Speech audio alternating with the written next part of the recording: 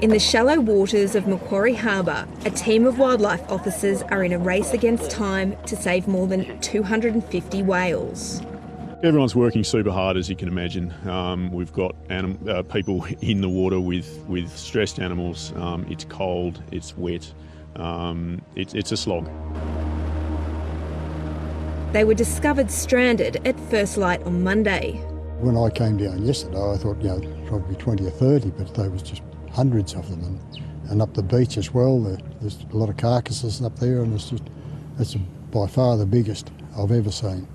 Caretaker Ian Burgess's cabin is just metres from where the largest pod was stranded. Now and again you'll just hear those cries just communicating, and it was quite disturbing really to see them knowing what they can't get off. They're trying to get off and they can't, and it's very, very upsetting really to see them in that state.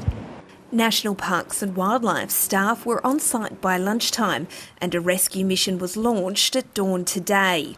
Usually we're dealing with animals that are high and dry on a beach, and we can get people to them easily. At the moment we've got only vessel access, and then we've got to navigate them out beyond Macquarie Heads into open water. So that takes time. We're making some progress. This is Macquarie Head, where most of the rescue efforts are being based. Behind me there's about 100 of the whales that are still stranded. You can see their tails kind of splash up in the air as they struggle. Every now and then one will get towed out, but for every one or two that's towed out, another will come back in. For those that do make it out through the head called Hell's Gate, even then the outlook is quite grim. I think it is just reality that we're going to lose quite a few animals in this case. At an assessment last night, it was roughly 1/3 were already deceased. They've put themselves in a very tricky situation, so we are going to lose more. I've got a kayak and I was quite prepared to throw my kayak on the car and take it in there and see if there was anything I could do. Some locals are upset they weren't allowed to go and help the whales when they first beached on Monday. There wasn't much that just volunteers could do. We had to get the experts in. It is a distressing sight seeing over 200 whales just beaching, and they were splashing around trying to work their way off the sandbar. Whale beachings are one of nature's great mysteries. Jeff Ayres runs cruises around the harbour. He believes the waterway's geography could be a factor.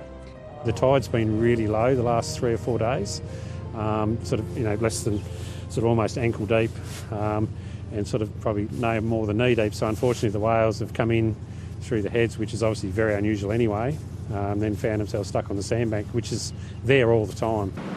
Late today, 25 whales had been sent back out to sea. One had already re-stranded.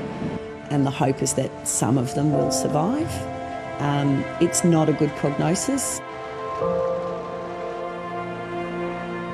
We're going to give a best possible crack to save as many as possible.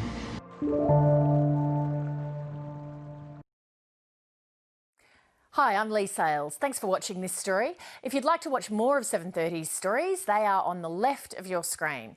And tap on the button below to subscribe and get the latest from ABC News.